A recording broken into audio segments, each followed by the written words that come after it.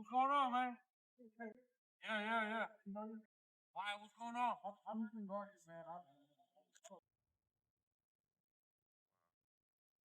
They verified that the homeowner is no longer alive. The house caught fire, which we can clearly see the fire damage. And I'll have to try to get in touch with the family, look for next of kin. This home is going into auction pretty soon here, so we'll go from there. Update notes in Salesforce later today. So basically, I run into that a lot. It's really unfortunate. It always sucks. And yeah, sometimes people, they just unfortunately.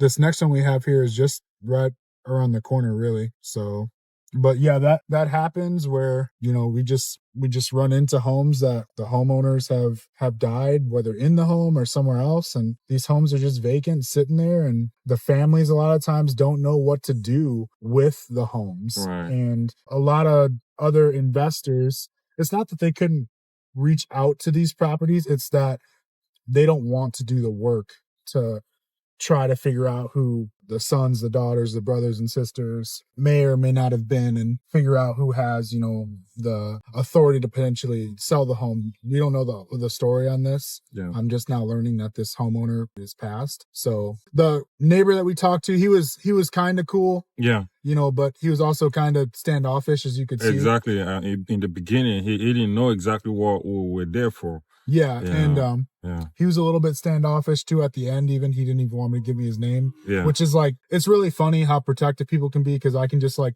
look up the address and see what his name was. You know, it's but a lot of people don't even realize how public a lot of like their information is. That's true. Making phone calls and stuff, and how did you get my name? How did you get my number? It's like, well, it's public information. So yeah, in a case like that, we'll just move on to the next one. And this weekend, I'll kind of do a little bit more homework on what the story is. For things like that, a lot of times it's all you can do is you have to get eyes on the property and see the story there. We could see that it was clearly vacant and that it had been burned down. So it looks like a nice house. I mean, it might take some work to kind of rework it. Yeah. Especially, you know, there was fire and, it was on fire, so it would definitely take some work. But yeah, and it sounds like the fire was bad enough to where, obviously it killed the person inside, which is really horrible. Very sad. Yeah, but the judgment out was kind of high on it for a home that could potentially need a lot of work. But yeah, it could be a home that we look at a lot of times when these homes go to auction. It could have had some other debts attached to it in the judgment amount. So a lot of times when these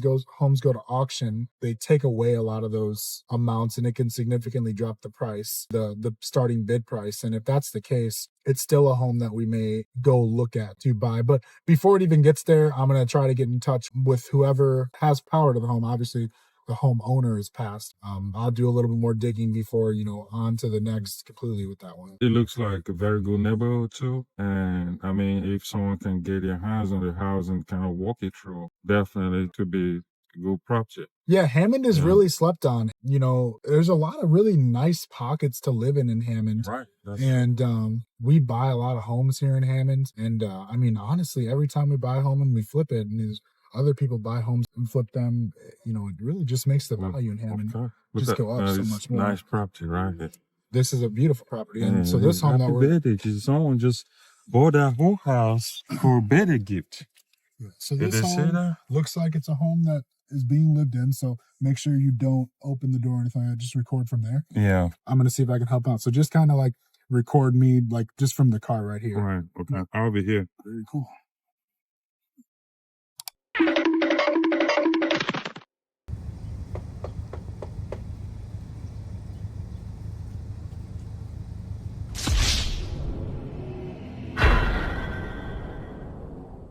So I'm going to knock on this person doesn't want to answer the door. So I'm going to knock on the neighbor's door, see if they know them, and just try to hand them like a note for them. So, all right.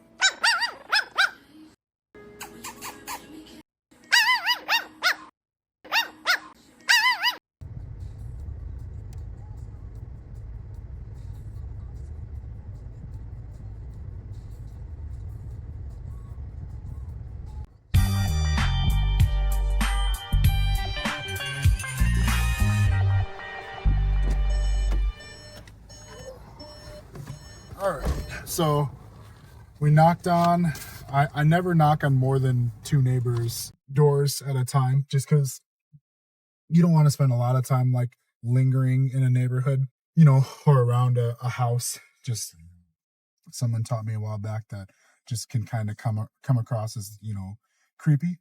I am just gonna like leave behind note quickly. After I get my hands on them, I can like barely feel them. I'm gonna leave one of my leave behind notes here because someone clearly lives here, and hopefully, you know, hopefully they'll get it and they'll reach out. So actually, I'm just gonna leave this kind of leave it in their doorway for them.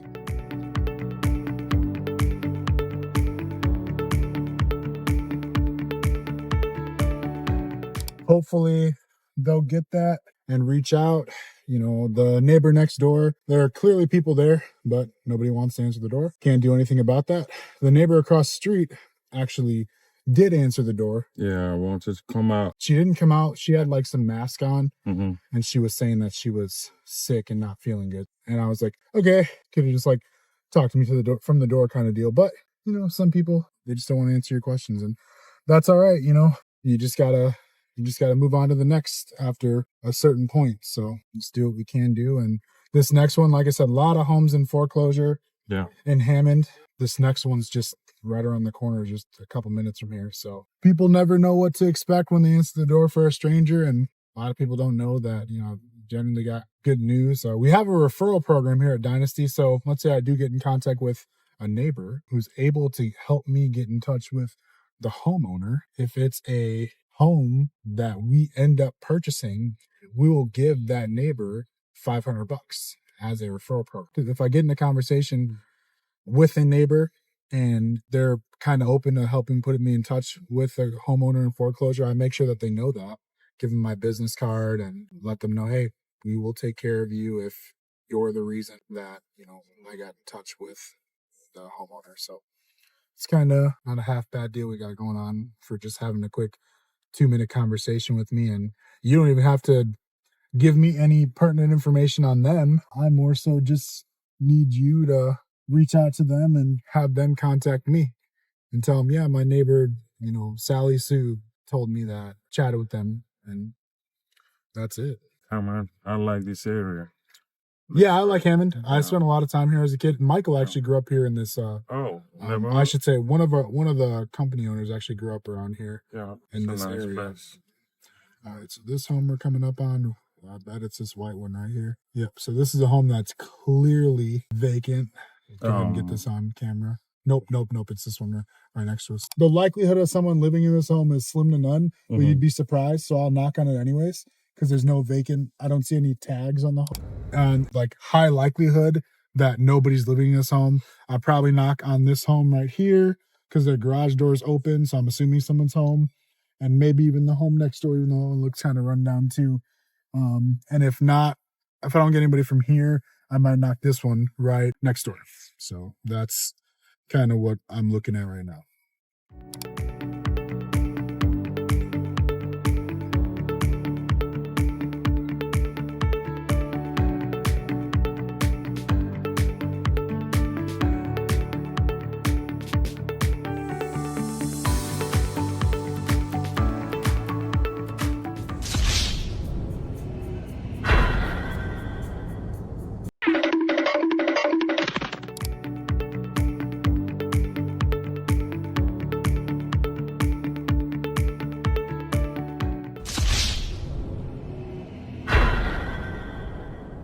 So it knocked it anyways. The home right next to it, I knocked on that one. A lot of dogs barking, some big dogs it sound like.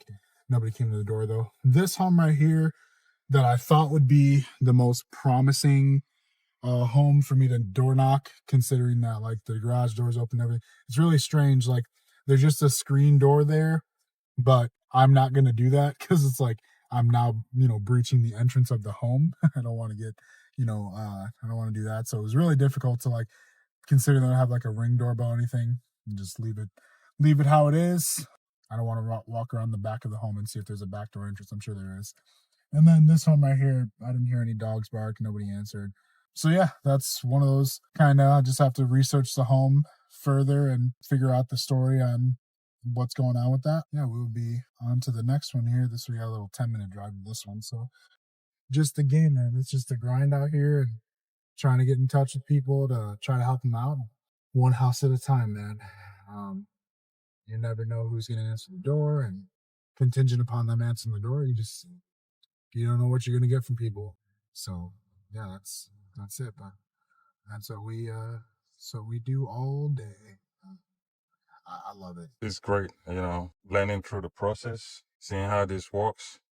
So I would just ask, in the background, like once you get them, you explain the help that they need or you offer them. Then you move to set up appointments and, get the rest done. Yeah. So I mean, let's just like role play that. Let's pretend you're the homeowner. Right. Okay. Mm-hmm. So again, there's like 3 different potential outcomes of somebody answering the door, right? They're going to tell me to get lost. They're going to tell me that they are already getting it taken care of. Sometimes they're kind of vague about that.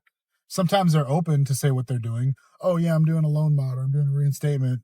Sometimes they tell me, oh, that's none of your business. And I'm like, okay, well, and then, or they're going to say, I don't know what I'm going to do. So I guess there's 4. They might say, I don't know what I'm going to do. Mm-hmm. And then the last thing would be that they tell me that, oh, I need to sell it. More often than not, it's either they tell me what they're doing or they tell me to get lost. But if they're open to a conversation, at least, when I tell them like, hey, I never lead with, have you thought about selling? Have you thought about this? I say, hey, what do you do? Walk me through what you're doing. And I allow them to tell me what that is. I walk through the steps to them. Hey, what are you doing for work right now? Because a lot of people think like a loan modification, will take what they owe on the home and throw it on the back end of their mortgage. Okay. And a lot of these people, the reason they're in foreclosure is because they can't pay their bill. Right. So if their mortgage, the one thing that I can't promise what the number exactly will be, but I can promise that if you do a loan modification, your rent or your mortgage is going to go up. It's an irrefutable piece of information. Your mortgage will go up.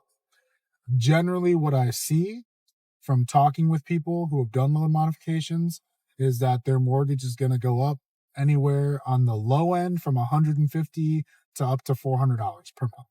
So if you're already struggling to make your mortgage payment for around here in Hammond, they usually float between like $750 and $1,200.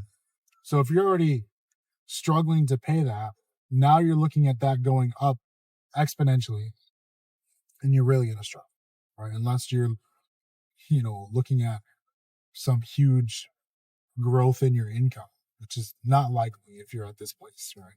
At least in that moment. Reinstatement, that's however many months you are late on your mortgage. So if you haven't made a payment in 10 to 12 months, typically a home that's on the auction list is a home that hasn't been paid on minimum 7 months up to about 12 months. In some cases, it can be even longer. Some people really know how to play the system and to go with like living in a home without paying for it, get on all sorts of assistance and whatnot. It's not the right thing to do, but some people do. So you're looking at anywhere on the low end from about 12 grand to up to 20 to 25 grand cash payment to the bank in order to reinstate the mortgage of your home back on your original terms, whether that was a $900 per month mortgage, whatever the case may be. So I walked into that, hey, have you thought about a reinstatement? Do you have a family friend who can loan you the money? Are you able to, even though likelihood the credit is, shit, for lack of better words, can you take out a loan for it? Do you have any 401k where you live that you can, dip into to save your home? I walk through these things. I'm not a bankruptcy attorney, so I could never, in good faith, especially knowing what Chapter 13 bankruptcy can do to you for 7 to 8 years. Not that I've gone through it myself, but I know plenty of people who have. But like, I could never suggest somebody do a Chapter 13. I'm not a bankruptcy attorney, so I would never suggest that to somebody, but I could say, hey, have you looked at it? Because the Chapter 13 will save their home in the interim, but it's still a process, and it'll like get the sale stopped, but you could potentially be right back in foreclosure even during a bankruptcy. And it's more of a band-aid than a fix. So I make sure they understand those things.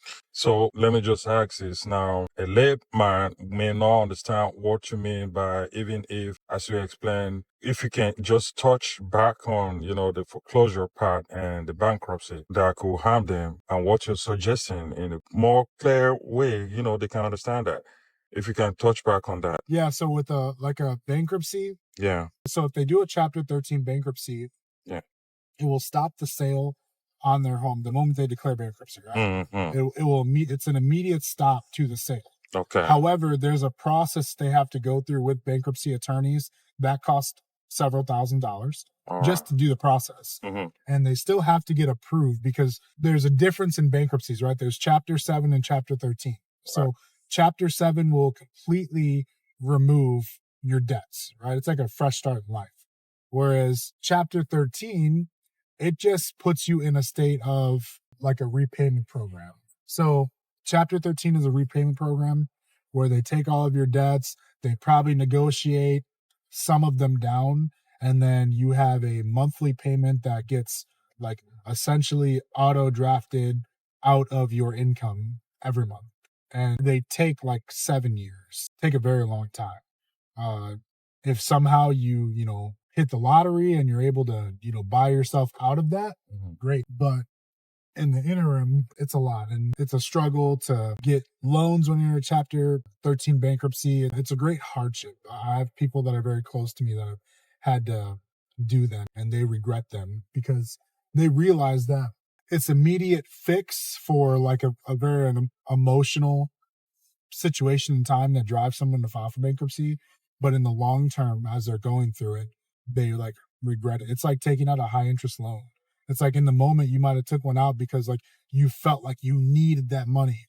And then all of a sudden, once you've like paid back, 10 times what you took out in the loan and interest, you're like, did I really need that $1,000 in that moment, right? Yeah. So Chapter 13, it's very damaging, and it stays on your record for 7 years before you can clear it out. I think that's very important that you explain that, because many people may not even know what Chapter 13 is. And when you are in these issues, you're going through foreclosure or bankruptcy and all of this, you may not even have the right mind to think of some of the options that you have, which is why I believe working with people like you is just great. So this is an interesting one. I'm actually not really sure what's going on here. So, and I'm going to verify the address, 849 Indiana Street, because this looks more like, okay, so it's this home. All right, so there might be someone there. It's not this blue home right here. So this looks more like an apartment complex. Yeah. It's the home right next door to it. A lot of these like streets in Hammond, they'll have like street parking, or they'll have their garages in the back through these alleyways. That's a lot of the way Hammond is structured. I'm in a lot of towns in the region, but especially Hammond, when you get to like a little bit like further north, these places are structured in this way. So it's this house right on the other side, hit or miss whether someone's there. Doesn't look like the windows are boarded up or anything from here. So we'll just go run our usual process. My hands are nice and warm now, and yeah, we'll see what we got going on. This person, their last name, this is 8. So this has a $90,000 judgment, even though it's public record. Someone see what we got going on. Oof, that's windy. Windy city, right?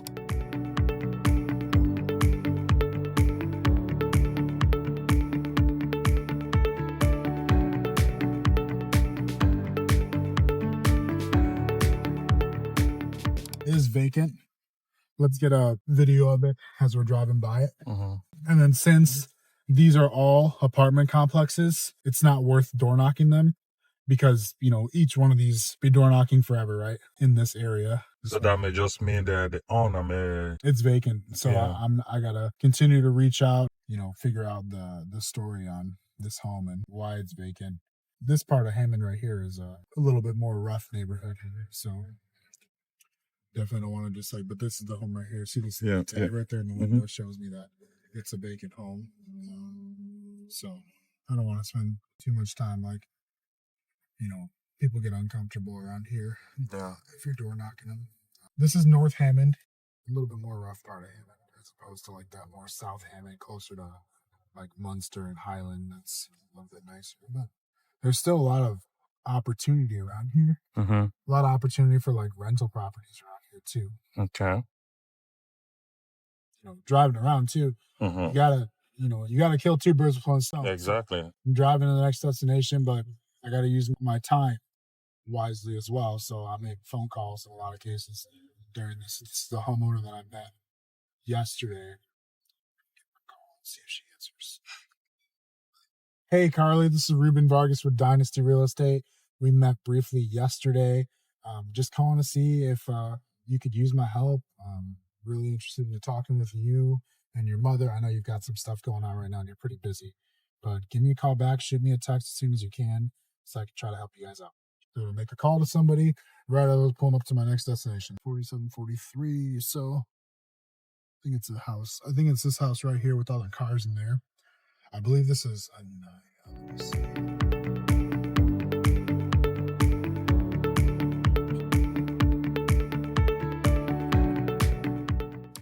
This was one that was on a list, and then it got off the list, and now it's back on the list. So I'm just gonna whip around right here because it's home in this corner home.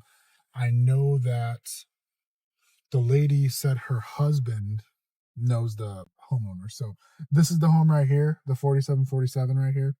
That it's vacant. You can see the window tag in there. I've door knocked it in the past, but it's this home on the corner here that knows the homeowner. So I'm gonna try if I can see if I can touch it.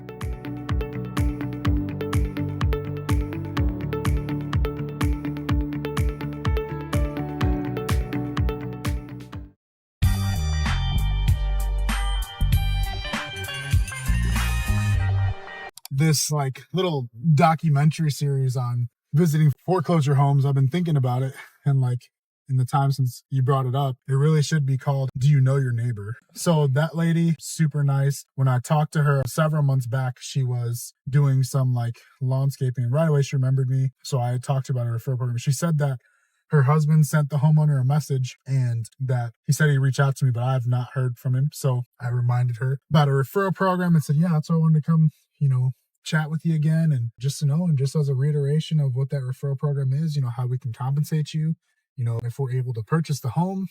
And I was just like, yeah, so if you want to ask your husband, double tap that. And she has my information, but it's easy second touch to when you put something tangible in someone's hand. Hey, here's, my business card again, just as a reminder, as a refresher, that you're the person who met me.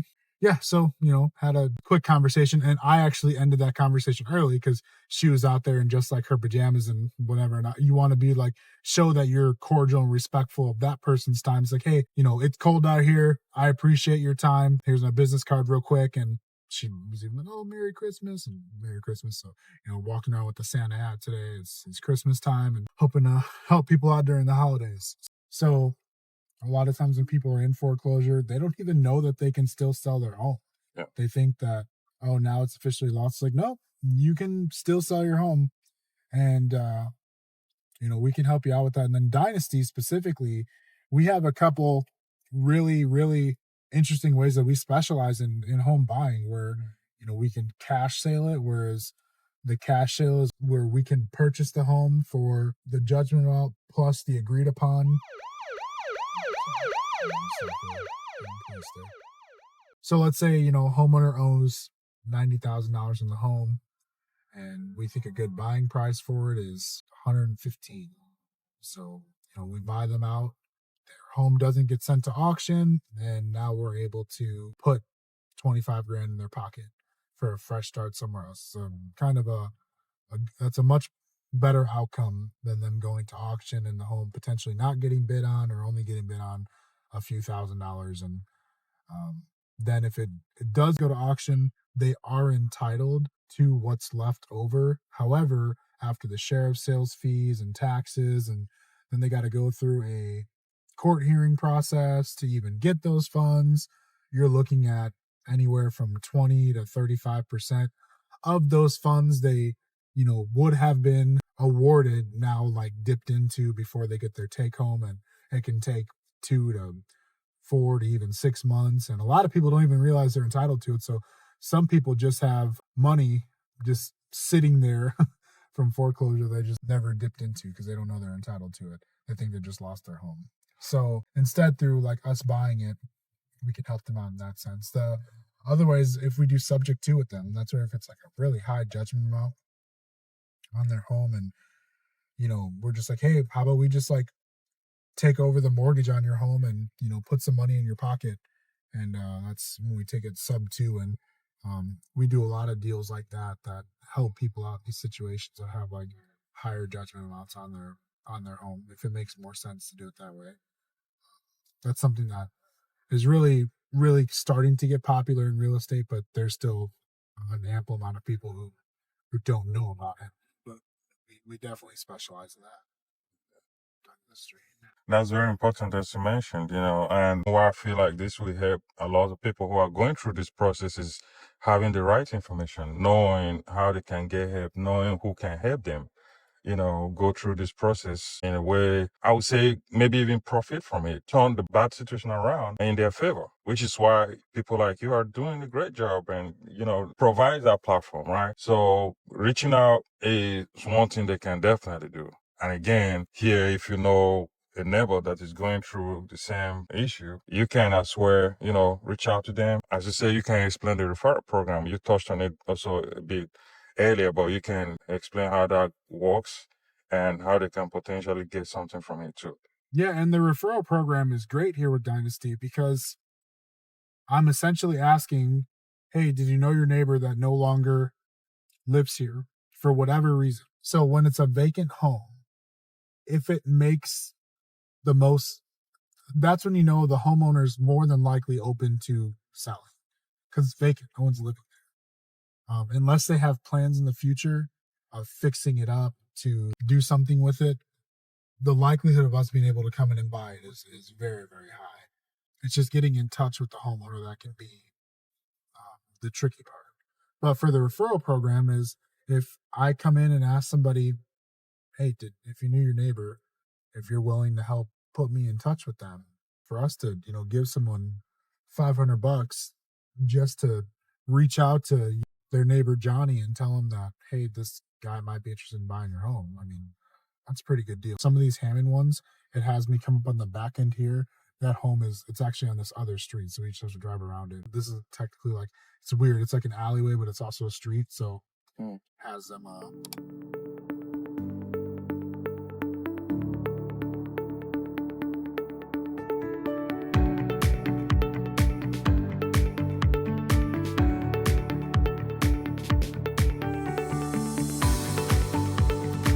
just for the sake of time, I want to try to. Someone clearly lives there, and their ring camera's on and recorded.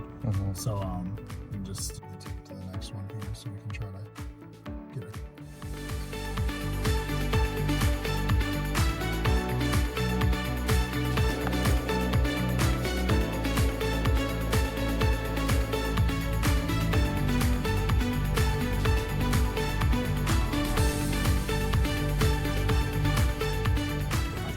So with this last one, the home is clearly vacant. I went to the neighbor's house next door, which they virtually share the property is what it looks like. The Ring door camera, it sent me to a message. So that's not necessarily a bad sign. I left a message on their Ring doorbell and told them that, hey, I'm going to leave my business card right underneath here under the floor mat. And I did that. So, maybe they'll reach out and have some information and can help me out. I let them know in the message about our referral program. So yeah, that's that. That's how we handle those ones. We knock until sunset. As long as I stay busy all day, which I'll stay busy. I'll forget to eat, whatever, like to make sure I'm getting the job done. I will see an average of, depending on if the drive times take a while, it can like in between properties, that's one thing. But when they're close like this, like we knocked out, I think right around 10 or 11 homes. Let me see here on my list. I use this route planning map called Optiway, and it gives me like the fastest routes to and from. So we did 9 homes in just a short period of time at 2 hours. So when I'm out on the road for 7 hours, if they're like that and they're in close proximity to each other, I can see anywhere from 25 to 30 homes. When I get to areas like Crown Point, Cherville, Cedar Lake, when I get to those areas, my drive times can become like 20 minutes to the next appointment and things of that sort. And then I start looking at a little bit less. But either way, I see an average on the low end of 16 in a day. I get up to like close to 30. In the summer, obviously, we can knock later because it's sunlight, but I don't want it to be Santa Claus hat or not. I don't want to be knocking on people's doors when it's dark out. I can just, put some people off. Awesome. One thing I want to ask, or maybe you can explain this again for people who are also facing other financial issues, right? That need help, don't want to go through the foreclosure process, or maybe their foreclosure process is about to take off or have not started, and they want to reach out to you to get all the help they need. What would the process look like, and how do you come in? What do you do for them? So it all depends on if they're wanting to sell their home or if they're wanting to stay in their home. I'm actually working with a family like that right now who isn't in foreclosure just yet, but they're on like the brink of it. Some homes can do what's called a forbearance. I don't want to get like too deep in the woods on that. Right. But they can do like a forbearance. In other cases, if they're looking at, hey, you know what, I just can't afford this home anymore, then I think the best option might be for us to sell it and move somewhere else. So if they think the best option for them is to sell their home, then I would put them in contact with a home buying specialist that works for a company and have them come out and look at the home and make an offer on it. And if it makes more sense for them to sell it, to put themselves in a better like chapter in life, then we can help them out with that. And if there's some sort of advice I can give them to help save their home, then I'll do that as well. I have another follow-up question. Let's say, what if they have mortgage on the house, on the property, right? And they have not paid halfway or paid halfway. What happened to that? And when you come in, what do you do in that situation? So if they like still have a mortgage that they're just behind on, is Yeah. that what you're asking? Yeah, exactly. Yeah, we actually work in that space a lot. We'll come in and if we're going to buy the home, obviously we got to get the mortgage up to date, pay it off. So that's not an issue for us coming in. Whether we're buying the home cash sale or we're taking it subject to, we do that a lot in subject to, in foreclosure or even just at homes where like the home's not in foreclosure, but they're a few months back on their rent. If we're going to buy the home subject to, we'll pay the reinstatement we'll pay what's behind, taking into account like what we're going to give the homeowner or the seller. So yeah, that's never an issue for us if they're behind. Now, in some cases, if they're way behind, there's not enough equity built into the home. We've legitimately come across homes where it was a great home, we'd love to own it, but the person bought the home and they maybe made one payment on the home, never made another payment, and it goes into foreclosure, and it's just like, you just can't buy it because it just doesn't make any sense for us as an investment company. We're out here to help people, and we're in the business of making fair deals, but there also has to be some meat on the bone for us too if we're gonna do this service of helping people that are in foreclosure and putting them in a better spot. Thank you so much for sharing that. I appreciate you. We're going to put this out, and of course, people who have issues, we definitely reach out. If you have a problem you're facing with your property, Dynasty would definitely, we have experts that would definitely take care of you. Thank you for sharing. If you're having an issue, if you're facing foreclosure, need to sell your home, or just need some help in trying to keep your home, you can reach me directly at 219-334-2148, or you can email me at ruben@webuy219.com.